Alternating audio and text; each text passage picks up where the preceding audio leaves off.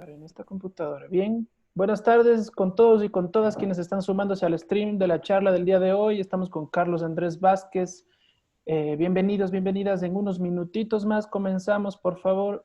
Tengamos un poquito de paciencia. En 4 minutos comenzamos.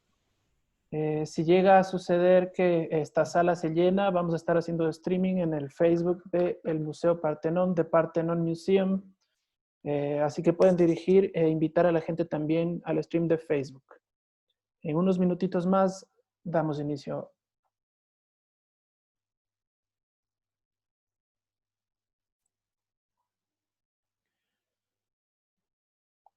Contarles, amigos y amigas, que las preguntas que se realicen solamente serán recibidas a través de la caja de chat o de los comentarios de Facebook. No se habilitará el micrófono a la gente que está participando el día de hoy aquí, así que pueden escribir lo que gusten en la caja del chat de este Zoom o a través del Facebook, ¿sí? Perfecto. Unos minutitos más comenzamos. 3 minutos más y comenzamos, mientras la gente se sigue conectando.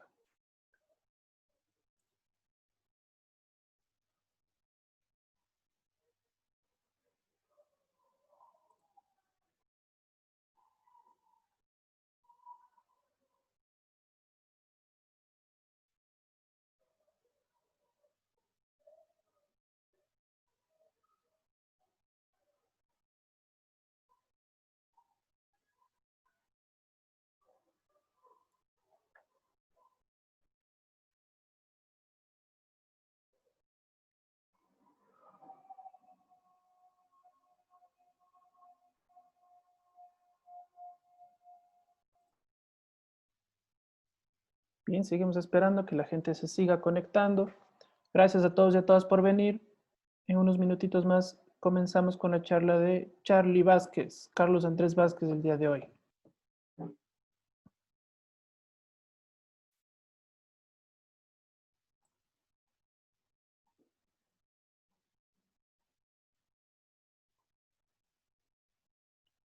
Bienvenida Gina Higuera, presidenta de la Asociación de Fotógrafos Ecuatorianos, parte de las marcas que están auspiciando este evento. Quisiera de una vez recordar las marcas que están involucradas en el evento de la primera exposición virtual inmersiva. Tenemos a 3DBR Designs, junto a Jinbei Ecuador como marcas auspiciantes. También como colaboradores está la Asociación de Fotógrafos Ecuatorianos, el colectivo Fotocrew, el Instituto Superior Tecnológico Baba Hoyo, Al Zurich Arte y Comunidad. Creo que se me están escapando algunas marcas. A ver, vamos a ver, por aquí tengo más. La UTE, por supuesto.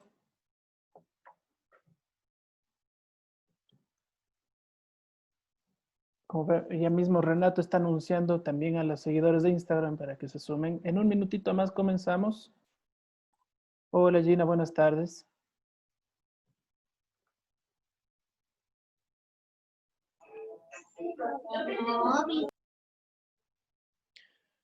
Bien, las marcas colaboradoras, la UTE, la Asociación de Fotógrafos Ecuatorianos, el colectivo Fotocrew, Instamit Ecuador, el Instituto Superior Tecnológico Baba Hoyo y al Zurich Arte y Comunidad. Queremos agradecer especialmente a las marcas que confiaron en este proyecto. La primera exposición virtual inmersiva del país y quizá de la región. Vamos a ver qué experiencia nos trae esta super exposición. Hay un trabajo genial, gigante detrás. Y este espacio va a quedar, esto es lo interesante, ¿no? Este espacio va a quedar para poder ser utilizado de diferentes formas, ¿no? Pilas, fotógrafos y fotógrafas, colectivos y gente que busquen dónde hacer su exposición virtual. Bien, 15 horas empezamos oficialmente. Vamos a poner el video de introducción.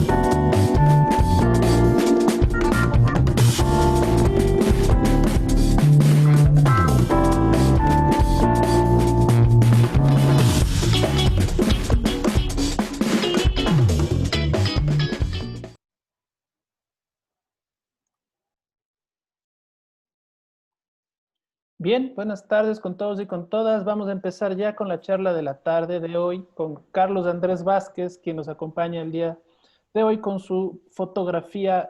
Vamos a ver qué es lo que nos trae Carlos. Carlos Vázquez, de 44 años, artista gráfico y docente, reside en la ciudad de Quito. La fotografía, nos dice Carlos, es su herramienta para compartir la esencia de un tiempo fugaz. Su formación en la fotografía fue inicialmente autodidacta y empezó en el 2003, pero luego obtuvo una certificación en fotografía digital, profesional y artística de la UTPL y otra certificación como fotógrafo de medios y multimedia del SECAP. Posteriormente participó en una infinidad de cursos en varias ramas de la fotografía, pero él recuerda uno de los que más lo motivó, que fue el curso de producción y documentación fotográfica, una herramienta para la conservación ambiental de la UCI de Costa Rica. Bienvenido, Carlos, muchísimas gracias por el tiempo que estás regalándonos con tu fotografía. Yo quisiera invitar a las personas que nos están viendo a que, si es que les cuento que las charlas y las conferencias han tenido una acogida muy, muy buena, y por lo mismo a veces unos trolls entran en estas charlas, así que no se preocupen, no se vayan a desconectar si algo así llega a suceder, que estamos el equipo detrás pendiente para mandar sacando a los trolls que nos vengan a interrumpir. Carlos, amigo, te dejo la pantalla. Bienvenido. Rafa, muchas gracias y muy buenas tardes a todas las personas que están conectadas en este momento. Sí, yo agradezco mucho este espacio que me brindan para poder expresar nuevamente por qué es importante la fotografía de naturaleza. Nosotros sabemos que la fotografía es muy importante, es una ciencia que es realmente nueva. La fotografía en sí tiene tal vez 200 años. Por eso es que a comparación de, por ejemplo, el arte, la escultura es relativamente nueva. Y lo interesante de esto es que nosotros podemos utilizarla de diferentes maneras. Cada vez que a mí me proponen este tipo de espacios, yo siempre propongo hacer un taller sobre fotografía de naturaleza o conversar sobre fotografía de naturaleza, porque no se olviden que esto va a ser finalmente una conversación. Si ustedes tienen alguna pregunta, por favor háganla en el chat, en los medios que ya les dijo Rafa, y vamos conversando justamente de esto. Vamos a pasar directamente con la fotografía en la naturaleza. Yo lo quiero ver como de tres maneras distintas. Ustedes, dependiendo del autor, dependiendo de la página web donde consulten, dependiendo del libro, van a tener muchas clasificaciones de la fotografía en naturaleza, pero a mí me gusta verlo de tres puntos de vista. La fotografía que es amplia, la fotografía de paisaje, la fotografía de fauna y la fotografía macro. Entonces, si es que nosotros vemos de estos tres puntos de vista, estamos analizando toda la naturaleza en todo su tamaño, ¿no? En toda su diversidad.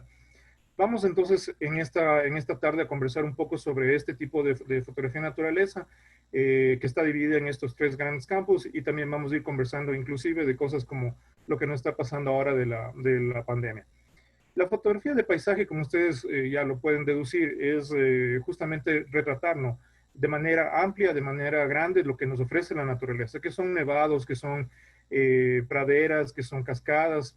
Y para hacer esto, lo que nosotros utilizamos es objetivos de gran angular, porque nos permiten capturar la mayor visión posible. Y también trabajamos con profundidades de campo amplias, mejor dicho, muy reducidas, para que todos los elementos se vean nítidos. Ustedes van a darse cuenta que en esta presentación, en la parte de abajo, les estoy poniendo los detalles técnicos de cada fotografía, porque también podemos ir conversando con respecto a eso.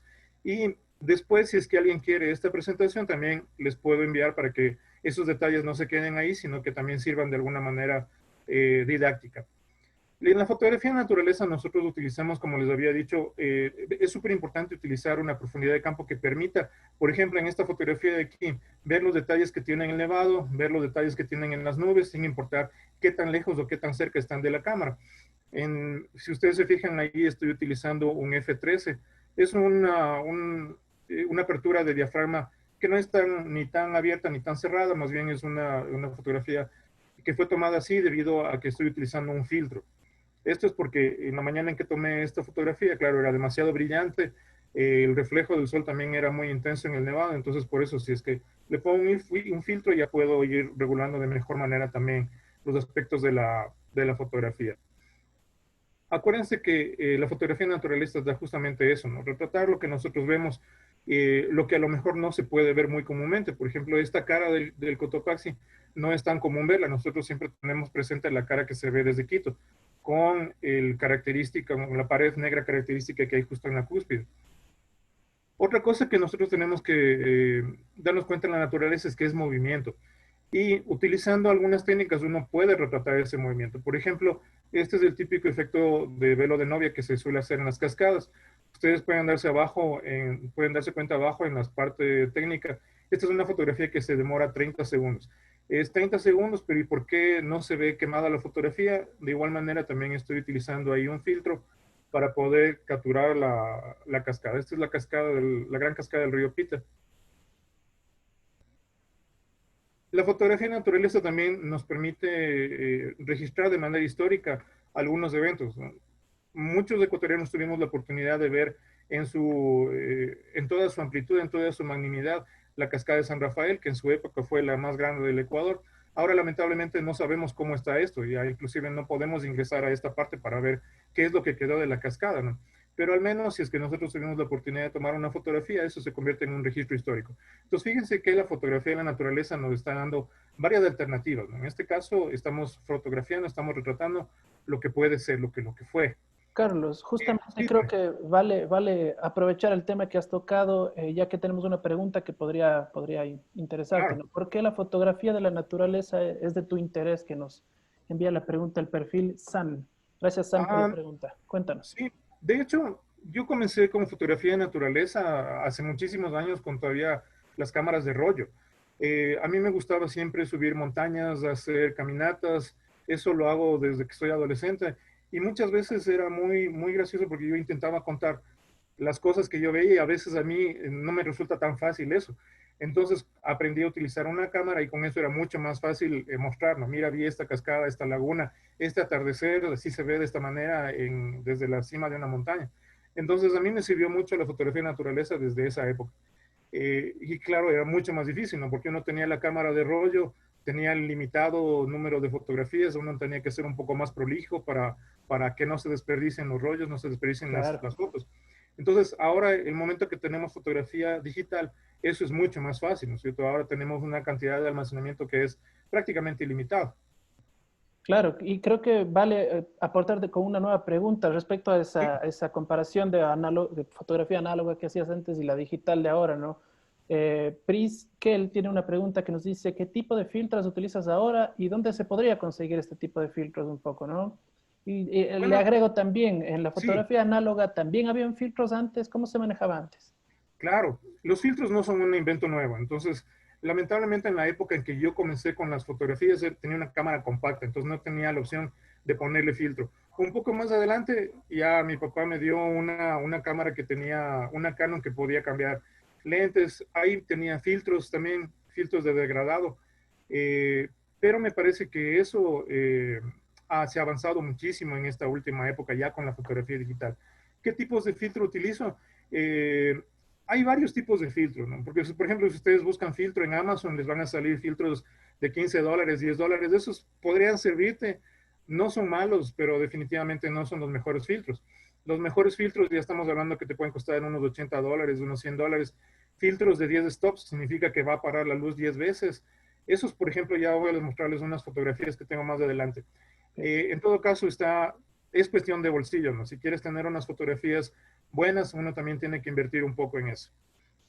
Vamos a continuar con la fotografía de naturaleza nos brinda un montón de posibilidades, ¿no? Por ejemplo, los reflejos son muy aprovechados. Si es que nosotros tenemos una laguna y el agua está calma, nosotros podemos tomar este tipo de reflejos. Por ejemplo, este de acá es la fotografía del Cotopaxi visto desde la laguna de Limpio Pongo en una noche. Y no sé si ustedes notan aquí arriba, tenemos una especie de humo. Nosotros no sabíamos cuando tomamos esa fotografía, ¿no? Pero esa fue como la primera erupción que tuvo el Cotopaxi en el 2015. Nosotros fuimos en mayo y tomamos esta fotografía con un grupo de amigos y no teníamos ni idea, ¿no? 2 días después comenzó la actividad eruptiva y nosotros fotografiamos las primeras erupciones del Cotopaxi sin saber. Otra cosa que es súper importante en la fotografía de naturaleza es controlar siempre el horizonte, ¿no? Porque si nosotros un poquito está virado a la izquierda, un poquito está virado a la derecha, nos va a dar la impresión de que la fotografía se está cayendo. Entonces, eso es muy importante también controlar. Fíjense que ahora las cámaras digitales tienen también un montón de opciones. Una de esas opciones es el nivel. El nivel es una herramienta súper útil cuando hacemos fotografías de paisaje. Eso nos va a, a procurar que la composición sea la mejor. Esta también es una fotografía que muy raras veces se ve, el altar y el Tungurahua juntos, vistos desde los páramos de Sumbawa. Otro tema de la fotografía de naturaleza en paisaje es la fotografía nocturna. Para eso hay muchos elementos que se pueden utilizar, pero a mí me parece que lo clave es previamente planear. ¿Qué es lo que quieres tomar fotografías? ¿Quieres tomar la fotografía de las Perseidas, por ejemplo, que se van a ver la próxima semana? ¿Quieres capturar el cometa? ¿Quieres ver la Vía Láctea? Previamente tienes que analizar en dónde vas a acampar, en dónde vas a estar, qué cielo se va a ver esa noche. Y para eso también hay varias herramientas. Hay aplicaciones que puedes bajarte al celular. Inclusive el Google Earth o el Google Maps te sirven perfectamente para ese tipo de cosas. Y a mí me parece que lo importante también es darle contexto. Aquí tienen una fotografía de la Vía Láctea. Y podía haber tomado solamente la Vía Láctea, pero el momento en que le ponga la Vía Láctea entre las achupallas, ya te da el contexto de que esta fotografía la tomé en un páramo. De hecho, también este es en el páramo de Sumbawa. Entonces, eso también es súper importante, darle un poco de contexto a lo que quieras tú representar. Mucha gente se opone a poner humanos en el paisaje. A mí realmente me parece que sí pueden ser un elemento que puede ser. Una que es importante es también el asunto de pedir autorización, ¿no es cierto? Por ejemplo, esta fotografía la autorizo solamente para este tipo de charlas. Esta fotografía no la he publicado en ninguna parte, ni la he vendido, ni nada, sino que a mí me parece que es una fotografía chévere porque aquí está la mamá con el hijo con sus trajes típicos y ellos accedieron a posar de esta manera en su laguna, que es la del Quilotoa. Y también te sirve, la introducción de humanos en el paisaje te sirve para darle algún tipo de dramatismo. Esto, por ejemplo, es en el Salar de Uyuni. Aquí nomás ya tienes el reflejo, que por sí es bastante bonito, pero el momento en que incluyes otro elemento más, la fotografía cambia de perspectiva, te dice algo más. Perfecto, Carlos. Lo que estás comentando me suena súper bien, me suena muy interesante esta cuestión de de mezclar, ¿no?, el paisaje por el paisaje, lo estético, esa documentación de la naturaleza, versus a lo mejor cuestiones culturales, ¿no? Lo que se denominaría un paisaje cultural. Estás Claro. fusionando esta intromisión humana, no solamente con los sujetos, ¿no? No podría ser que no solamente con sujetos, sino con edificaciones, con asentamientos o con cuestiones que hayan sido de mano de los seres, ¿no? Entonces, un poco paisaje cultural. ¿Qué opinas un poco de este tipo de paisaje? Cuéntame. A mí también me gusta, por ejemplo, eso ya viene en la parte documental, ¿no? Por ejemplo, si es que vas a algún pueblo, no sé, en fin de año o en Semana Santa, vas a encontrarte con un montón de cosas que uno no ve comúnmente, como procesiones, disfraces, caracterizaciones. Eso me parece muy importante. Y sabes que ponerle en contexto con la naturaleza, eso también es súper enriquecedor, porque no solamente estás diciendo, miren aquí, en este hermoso paisaje tenemos estas costumbres que son propias, estás conjugando dos cosas que son únicas en el mundo. Entonces a mí me parece muy válido ese tema, muy válido conjugar esos dos Ujú. tipos de fotografía. Genial. Ahora, No tienes ustedes también se van a preguntar, bueno, pero en esta época que hemos tenido que estar encerrados, ¿cómo vamos a poder hacer fotografía de naturaleza? Entonces, eso me pasó a mí. Estábamos como desde marzo encerrados y yo no podía salir a ninguna parte, no podíamos tomar fotografías. Entonces dije, me voy a asomar a la ventana y vamos a ver qué es lo que podemos ver. Entonces, en este caso también es cuestión de ponerse un poco creativo. Un poco decir, por ejemplo, miren, la vida sigue pasando en la parte de afuera, no importa que yo esté encerrado aquí, pero las cosas siguen pasando. Este es el filtro que les decía. Fíjense que en este caso ya estoy usando un filtro de 10 stops, es un filtro un poco más que te permite jugar un poco más, por ejemplo, con el paso de las nubes. Y hay que ir moneando, ¿no? Por ejemplo, aquí estoy utilizando las especificaciones incorrectas, porque fíjense que estoy usando un tiempo de exposición de 80 segundos y mi cámara, la cámara que usé para esta fotografía, no es full frame, sin embargo estoy cerrándole hasta f22. A mí me pareció una foto interesante, por eso le dejé que corran los segundos. Sin embargo, ya después, un poco ya viendo la técnica, no tenía que haberle cerrado tanto el diafragma. Sin ser full frame, yo tenía que haberle cerrado hasta un F11 de pronto y ponerle unos 30 segundos máximo. Eso es lo que ya te dice en la parte técnica. Pero acuérdense que las reglas también están hechas para romperse. Entonces, a lo mejor vamos cambiando un poco las características de la fotografía, vamos experimentando. Eso es justamente lo que nosotros también queremos hacer. La semana pasada tuvimos luna llena, cuestión de asomarse a la terraza, tener un poco de visión y un poco de paciencia también y buscar la fotografía. Genial. Entonces, fíjense que uno puede seguir haciendo fotografía en naturaleza sin importar que estemos encerrados en la casa.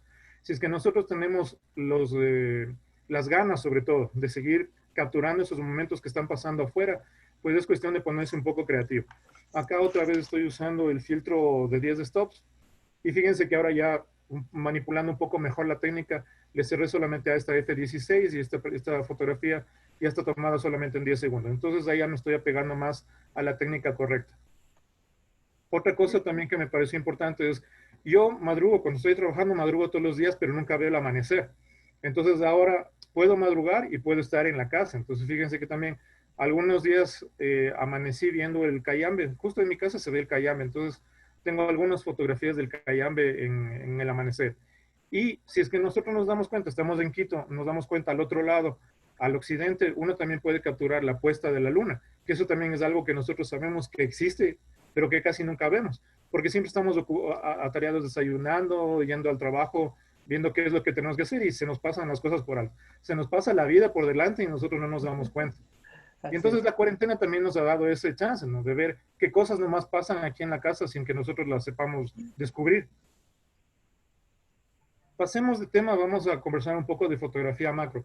La fotografía macro a mí me importa muchísimo porque eh, yo tengo estudios en la parte forestal y antes de tener estos estudios yo no tenía idea qué tan distintos eran las flores, los tallos, los troncos y ahí se da uno en cuenta que realmente es súper importante esos pequeños detalles que uno pasa por alto siempre.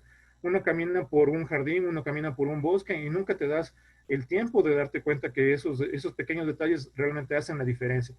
Entonces, para fotografía macro existen muchas herramientas también, existen muchas técnicas, pero se puede hacer con el lente 1855 que te viene con cualquier cámara, se puede hacer fotografía macro. Si es que uno quiere ser ya un poco más minucioso con este tipo de cosas, ya se puede comprar, por ejemplo, un flash anular, se puede comprar objetivos específicos para macro, inclusive hay el truco ese de darle la vuelta al lente para que puedas utilizarle de mejor manera, utilizar tubos extensores, trípodes especiales, es decir, todo lo que quieras está a la venta, pero inclusive con lo que tienes en la cámara puedes comenzar a hacer. Es cuestión de ser un poco creativo y poderte fijar esos pequeños detalles.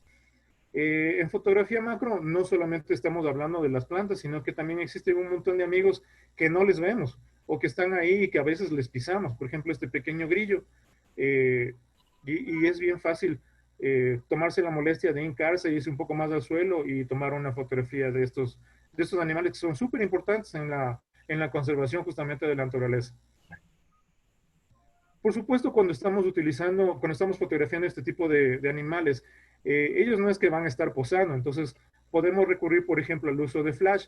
El flash nos va a ayudar a tomar fotografías con tiempos de obturación un poco más cortos, de tal manera que nosotros capturamos de mejor manera estos individuos.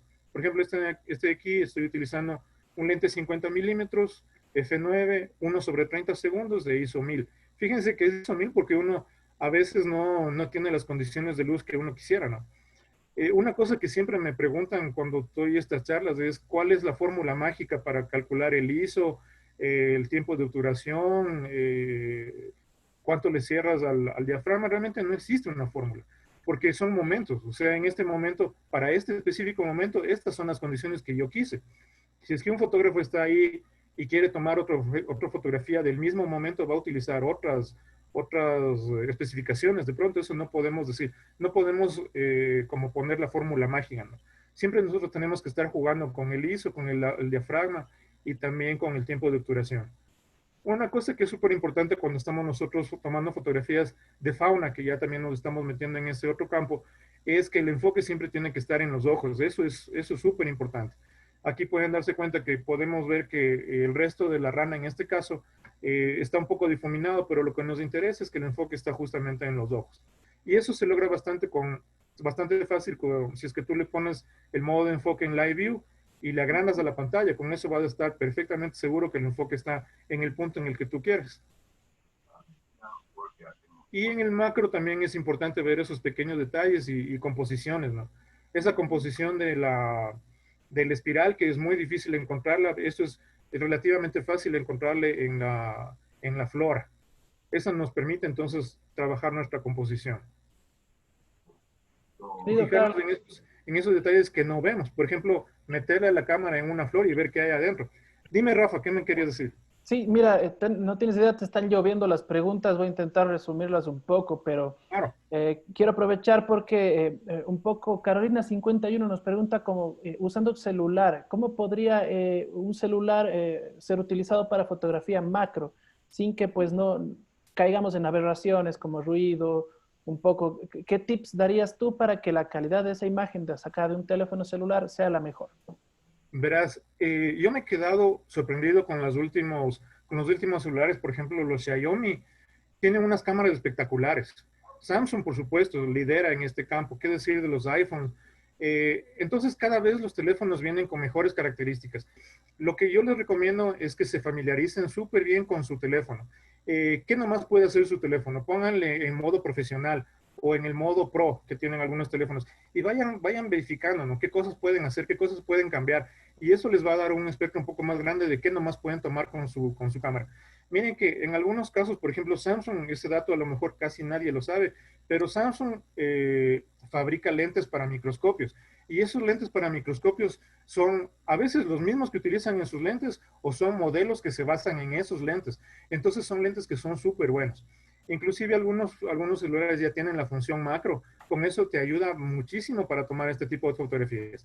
Y otra cosa que también, yo no he comprado para mi celular, pero he visto que hay lentes que se pueden acoplar al celular y alguna vez yo he visto cómo lo utilizan y los resultados son espectaculares. O sea, si es que a ti te muestran una fotografía y te dicen esta la tomé con mi celular, de pronto no le crees porque es una fotografía de alta calidad. Entonces aquí la clave es ver qué nomás puede hacer mi cámara, qué nomás puede hacer mi celular, familiarizarse con el equipo que tienes y sacarle el mayor provecho posible. Perfecto, Carlos, gracias. Bien, entonces vamos entonces ahora entrando a lo que viene a ser la fotografía de fauna. Entre la fotografía de naturaleza, macro y fauna, a mí la que me gusta más, la que disfruto más cuando yo salgo al campo es justamente la fotografía de fauna.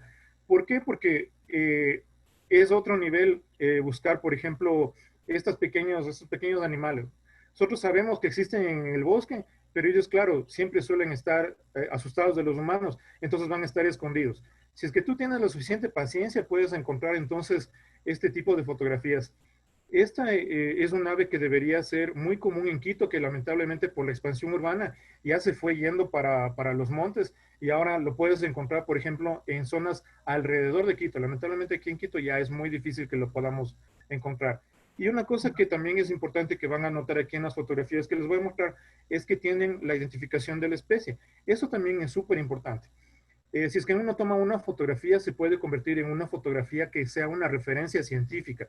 ¿Qué tal si es que tú estás caminando por el bosque, te encuentras un pajarito que te parece bonito por el color, por la forma, le tomas una fotografía, pero esa fotografía se queda en tu computadora, nunca la publicas, se queda ahí?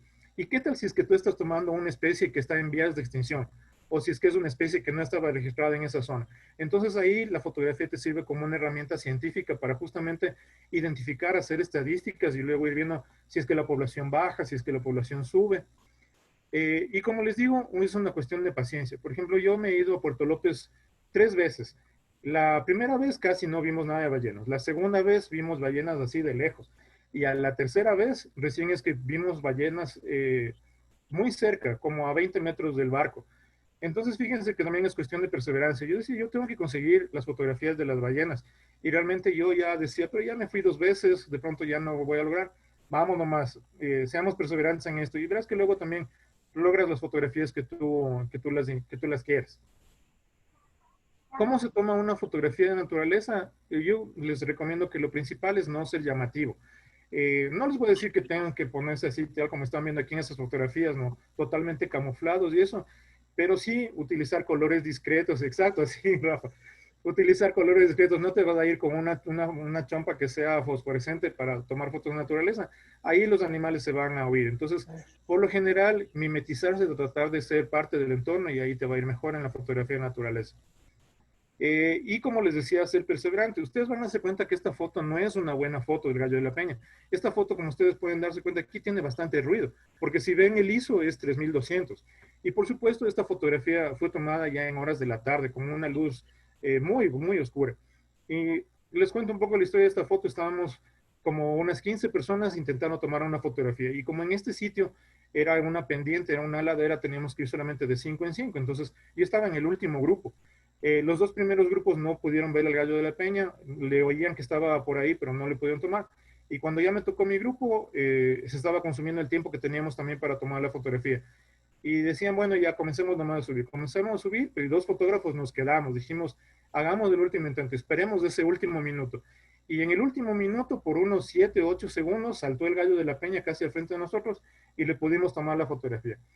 No es una buena foto, pero a mí me gusta mucho porque representa eso, la perseverancia que tiene que tener uno en este tipo de fotografías, la paciencia sobre todo. Y luego, bueno, gracias a que tenemos programas de edición, se podría editar un poco. En este caso les quise mostrar la fotografía tal como salió, sin ningún tipo de edición, para que vean que es una foto que es ruidosa, que no está, no sé, también bien el encuadre tal vez, pero es una fotografía que es como un pequeño trofeo, ¿no? Aquí está tu recompensa por haber esperado. En fotografía de naturaleza, si es que tú tomas una fotografía de un espécimen, es una buena fotografía. Si tomas dos especímenes, de pronto la fotografía es como muy cuadrada, como muy equilibrada. Y aunque no lo crean, tomar tres especímenes o tres individuos de la misma especie ya se vuelve una fotografía muy llamativa. Entonces, si tienen ese chance, lo pueden hacer. Estas pequeñas tangaras se encuentran muy fácilmente cerca de Quito. Es cuestión de que uno pueda salir un poco de su zona de confort, comience a buscar zonas donde puede tomar fotografías y va a ser muy gratificante poder encontrar estas aves.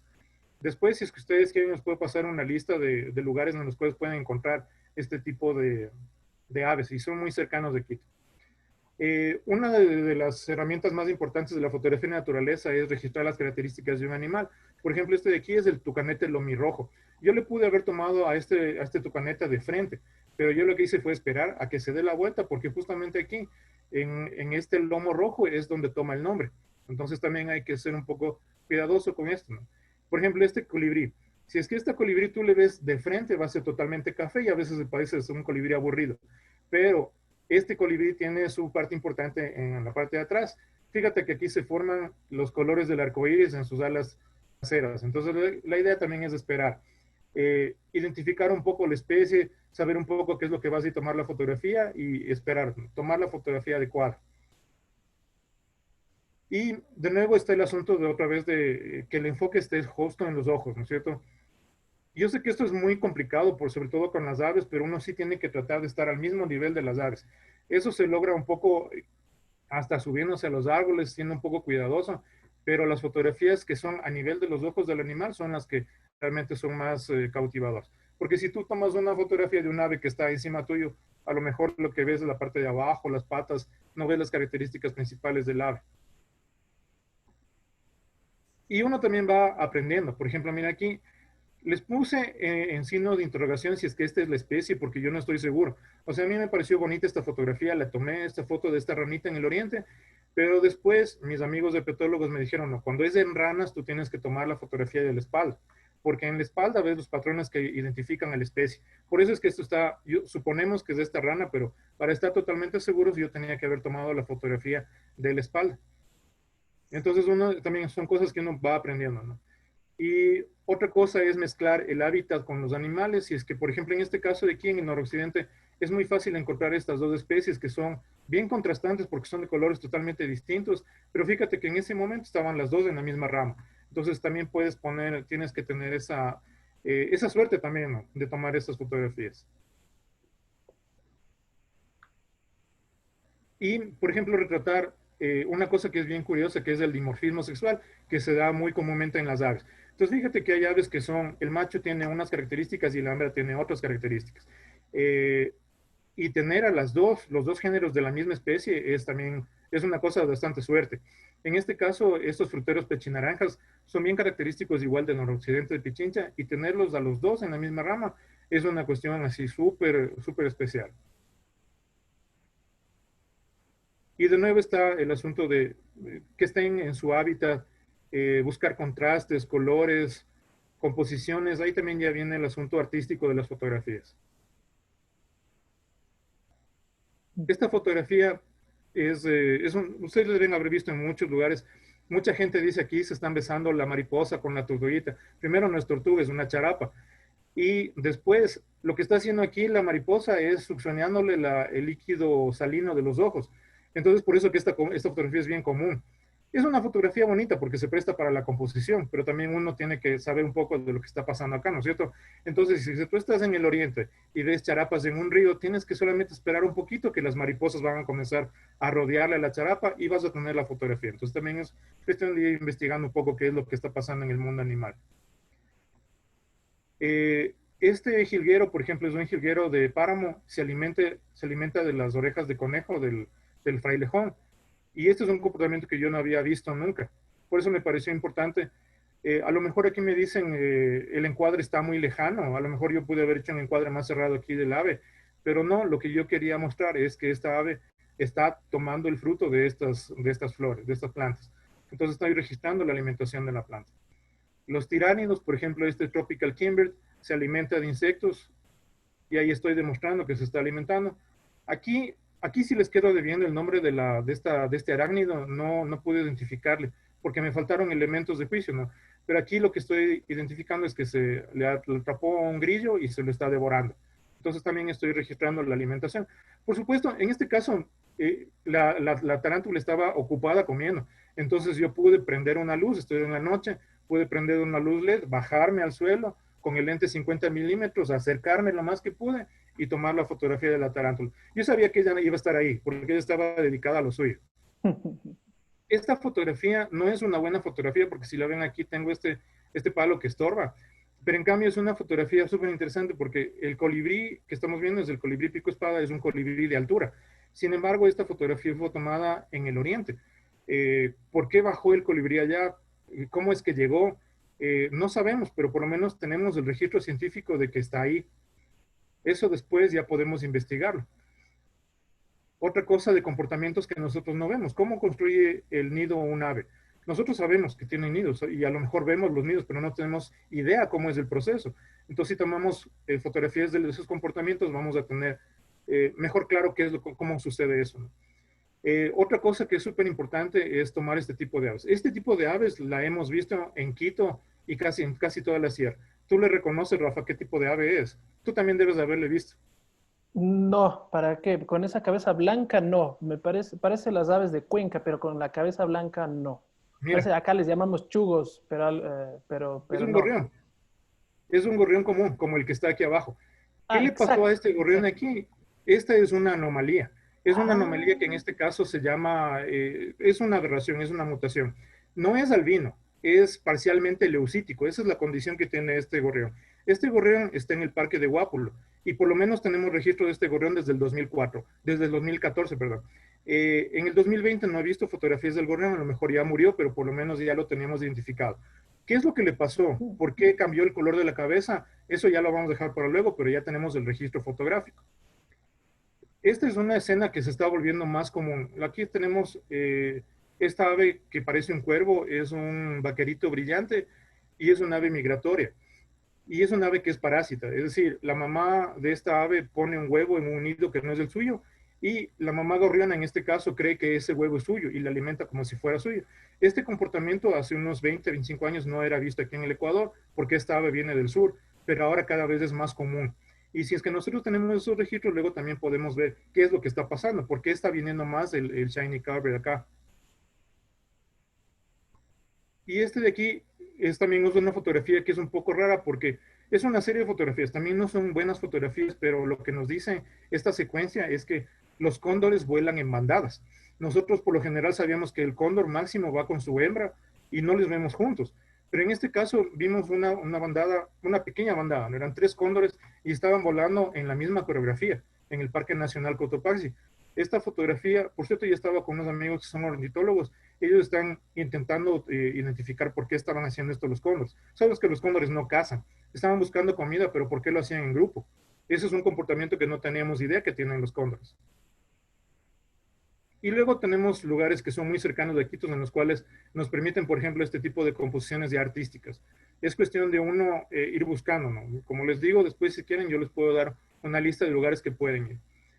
¿Qué nomás se puede hacer en la casa? Por ejemplo, yo en mi casa he registrado varios aves, aparte del típico gorrión, del típico quinderrero, del típico mirlo. En mi casa está llegando el guairachuro, está llegando el colibrí colilargo, llega también la tangara azul amarilla, llega la tangara azuleja. Y luego está el asunto de identificar, ¿no? Por ejemplo, aquí son algunos de los libros que yo tengo, porque tomo la fotografía y en algunos casos para mí ya me resulta un poco más fácil saber qué tipo de especie es, ¿no? Pero a veces hay ocasiones que yo tomo la foto y después me toca buscar en el libro de qué mismo tomé la fotografía. Y es importante tener un registro de eso. Para tener un registro, los que quieran ingresar a este mundo del aviturismo, hay esta herramienta en internet que se llama eBird, en el cual tú vas subiendo tus registros, llevas estadísticas, y eso también sirve para que los científicos luego vean qué es lo que está pasando con las especies, dónde son registradas, cuántas hay, dónde se hacen. Y también hay herramientas en internet que puedes instalar en tu celular. Por ejemplo, en Merlin, tú solamente subes la fotografía que hayas tomado y el Merlin te va a dar una posible identificación. No es 100% exacto, ¿no? Pero mientras más fotografías subamos a Merlin, el cerebro, la inteligencia artificial que maneja este programa va a tener más parámetros para que sea más efectivo. Vamos concluyendo esto porque es importante la fotografía en la naturaleza. Y les presento esta fotografía de aquí. Esta fotografía fue tomada en 1861 por William Henry Jackson. Él tomó una serie de fotografías y tomó esas fotografías y las llevó al Congreso de Estados Unidos y les dijo, miren, esto tenemos que preservar. Resulta que él tomó fotografías en el Parque Nacional Yellowstone, que no era parque cuando él las fotografió. El Congreso, basándose en estas fotografías, es que define el primer parque nacional del mundo, que fue el Parque Yellowstone. Entonces, fíjense qué importante es la fotografía para la conservación de la naturaleza. Este es el mensaje que yo les quería traer justamente esta tarde, que nosotros podemos utilizar la fotografía para poder conservar nuestro medio ambiente. Fíjense que la pandemia inclusive es una consecuencia de cómo el hombre ha ido invadiendo más los ecosistemas. Entonces, el mensaje está ahí, ¿no es cierto? Nosotros tenemos a la mano celulares, tenemos a la mano libros, internet, podemos introducirnos en este mundo de la fotografía de la naturaleza y de alguna manera aportar a la conservación del mismo. Bien, eso ha sido toda mi presentación. Pasemos a las preguntas, creo, Rafa. Muchísimas gracias, Carlos. Hay hartas preguntas. Yo quisiera rescatar un poco las que más me sonaron conforme ibas conversando, ¿no? Creo que está importante traer la pregunta de Jarvin en este momento. Él dice que para algunos que tenemos nidos de colibrí en casa, ¿tú crees conveniente colocar bebederos o no es aconsejable hacerlo? Creo que es Eh, una práctica medio común, ¿no? Cuéntanos cuál es tu opinión. Sí, o sea, de hecho tiene sus pros y sus contras. Por ejemplo, yo mismo tengo un bebedero en mi jardín. Eh, la gente que dice que no es bueno tener los bebederos en los jardines, que están diciendo que le estás acostumbrando al colibrí a que ya no tome de las flores, sino que vaya directamente solo al bebedero. Es bueno porque en cambio tú estás proporcionando alimento para que alguna determinada especie tenga ese alimento y pueda reproducirse, tenga seguro un alimento. Entonces, eh, hay las dos vías, ¿no es cierto? Es bueno, es malo. Por ejemplo, a mí lo que me parece que es adecuado es que si vas a poner un bebedero, este bebedero esté en medio de las plantas, en medio de las flores que los colibríes pueden tomar. Entonces, con eso los colibríes llegan por el bebedero, pero van a darse cuenta que tienen flores alrededor y pueden también comenzar a ayudar a la polinización. Si solamente pones un bebedero y no te preocupas en plantar flores que les buscan a los colibríes, eso me parece que es un error. Perfecto, Carlos, excelente recomendación. Otra pregunta que teníamos por ahí rescatada, ¿cuál crees tú que ha sido tu mayor reto fotográfico, ¿no? ¿Qué he hecho? ¿Cuál es el que más recuerdas que te costó mucho, mucho y que lo lograste o que tienes en mente hacerlo? Eh, bueno, yo lo que quiero es disfrutar. Cuando salgo de paseo, cuando salgo al campo, lo que me gusta es a mí disfrutar, porque la fotografía de naturaleza lo que me lleva a mí es justamente a relajarme, a salir de la burbuja, salir de la ciudad y disfrutar de la naturaleza. Por suerte, yo he tenido unos registros interesantes. Por ejemplo, hace algunos meses tomé una garza que no estaba muy segura qué tipo de especie era. Y para ese tipo de cosas, cuando uno no está seguro, también existen, acuérdense que existen especialistas. Esa fotografía le mandé al CERO, que es la Sociedad Ornitológica Ecuatoriana, y ellos justamente estaban identificando, porque aquí de esa específica especie tenemos dos subespecies, y ellos estaban tomando en cuenta las fotografías que les mandé para determinar si es que era la meridionalis o si es que era la otra, que no recuerdo cuál era. Y va a salir, por ejemplo, esa fotografía en el reporte de este año de la Sociedad Ornitológica. Eh, Y como les digo, o sea, yo no es que tenga un némesis, que tengo amigos fotógrafos que dicen, yo esa ave nunca le he podido tomar. Yo quisiera tomar fotografías de un montón de especies. Por ejemplo, no tengo fotos buenas del oso de anteojos, tengo fotos de lejos del oso. Espero que ya sea septiembre para que sea temporada de osos y poder salir otra vez. Eh, y lo que voy es a eso, más bien disfrutar de la fotografía, disfrutar de la naturaleza, tomar buenas fotos y después, por supuesto, hacer el archivo correspondiente, identificar las especies, ser un poco metódico en eso también. Genial, Carlos. Un par de preguntas más y creo que vamos cerrando ya. David Carmona dice que está haciendo un registro de serpientes. No sé qué tal te ha ido con ellos. Pregunta, ¿cómo tomarle las fotos a las serpientes? ¿No? Obviamente el riesgo que supone. Sí, ahí yo te recomiendo que vayas con una persona que realmente sepa de serpientes. Yo he hecho fotografías de reptiles siempre acompañado con personas que saben de eso. Primero porque saben dónde encontrarlas. Porque las serpientes se mimetizan súper bien con su medio ambiente y no es que les guste salir a recibir a los humanos. Entonces, si es que vas con un herpetólogo, si es que vas con un guía, va a ser eso mucho más fácil. Y también las medidas de seguridad, porque, por ejemplo, ¿qué tal si es que tú estás en un monte en el oriente y eres mordido por una serpiente? ¿Cómo vas a salir a la ciudad a recibir el antídoto si es que estás solo? Entonces, si es que, si es que Ups, eres una espérame. persona Ahí que está. entiende de serpientes, entonces ahí es más fácil, ¿no es cierto? A las serpientes y a los reptiles por lo general se utilizan técnicas macro, porque yo entiendo que lo que necesitas ver es la forma de la cabeza, en el caso de la serpiente, la forma de la cabeza, los patrones de la piel, y eso se logra con fotografía macro. Entonces ahí de pronto utilizar ese tipo de técnicas. Perfecto, perfecto, Carlos. Hay una pregunta de Mercy. Bien, esa canción. Chévere, chévere. Eh, ok, la pregunta es, Carlos, ¿qué equipo utilizas? ¿Cuál es tu equipo fiel para hacer tu trabajo? Mercy Cando de Facebook nos envía esta pregunta. Yo ahora estoy, yo tengo una cámara Canon 80D. Ujú. Para fotografía macro utilizo un 50 milímetros f1.8, me parece que es. Para fotografía de paisajes utilizo un 10-20, que es un lente Sigma. Y para fotografía de aves utilizo un 300 milímetros fijo Canon, pero tengo un duplicador. Entonces, cuando el ave no está tan lejos, solamente le dejo en 300 milímetros porque tengo ahí un F4. Y cuando ya está un poco lejos, le pongo el duplicador y ahí tengo hasta 800 milímetros, porque como la 80D no es full frame, entonces me da más capacidad. Perfecto, Claro que Carlos. pierdo F, ¿no? Se convierte en un F8, pero bueno, con todo ya las fotos salen todavía. Genial, genial, Carlos. Yo creo que para cerrar una última pregunta que nos decía Karina Rivera, ¿cuál es tu experiencia? Yo creo que es mucho respecto a esta fotografía con objetivo de conservación, ¿no? ¿Cuál es tu experiencia visitando tantos lugares, haciendo fotografía de todos estos espacios? Ella dice sobre todo volcanes, ¿no? En cuanto a conservación. Sí, ahí viene de dos lados, ¿no? Porque como les explico yo antes, no puedo decir que soy andinista profesional, pero siempre me ha gustado subir a la montaña. Yo siempre que voy al páramo me siento como si estuviera en mi casa. Entonces, son rutas que yo conozco desde que soy adolescente, pero no son difíciles de llegar. Uno comienza a buscar un poco en internet y ahora, como es tan fácil, inclusive vas a encontrar rutas que tienes hasta GPS y con eso no te vas a perder. Es cuestión de investigar un poco, salir de la burbuja, salir de la zona de confort, buscar qué hay cerca, porque fíjense que la mayoría de fotografías que les he mostrado de aves han sido tomadas aquí en el noroccidente de Pichincha, que es una zona súper rica para ese tipo de fotografías. Pero luego, si es que ya quieres ser un poco más especializado, puedes irte al oriente. Hay sitios que son especializados para avistamiento de aves, para avistamiento de reptiles, para caimanes, etcétera, etcétera. Es cuestión un poco de investigar y irse, agarrar la maleta e irse. Y ya cuando haya cómo. Genial, genial, Carlos. Bueno, mi querido amigo Renato, hay gente que está activando su micrófono. Les estoy sacando un poco. Creo que están queriendo meter relajo. Están de vacaciones, están queriendo armar farra aquí. Está bien, está bien.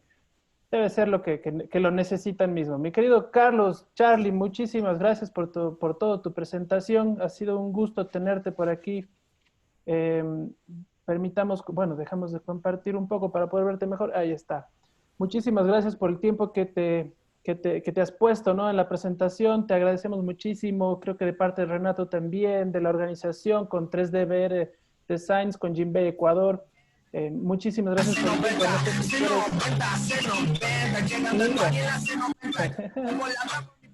quieres... saquémosle nomás. Quitar, ok, ya se nos fue la publicidad, sin paga. Nada. Yo solamente agradecerles por el espacio que me han brindado. Espero que si ya una persona se anima a hacer fotografía de naturaleza, ya estamos ganando. Espero que sea más de uno. Aquí en el chat les voy a dejar mi página web. Las personas que quieren pueden escribirme. Les puedo mandar esta presentación. Les puedo dar recomendaciones sobre lugares que visitar, como con todo gusto, tips o lo que ustedes necesiten sobre técnica de fotografía de naturaleza. Y eso es. Muchas gracias, Rafa, por tu buena onda. No, a ti, Carlos, muchas gracias. Y gracias a todos y a todas quienes nos vieron el día de hoy. Ya saben que toda esta semana hay más y más conferencias. Amigo Renato, te sugeriría ya no ingresar a la gente que está en sala de espera, por si acaso me late que son de esos locos. Gracias, amigo Carlos. Que tengan todos una buena tarde. Nos vemos en la noche, por cierto, que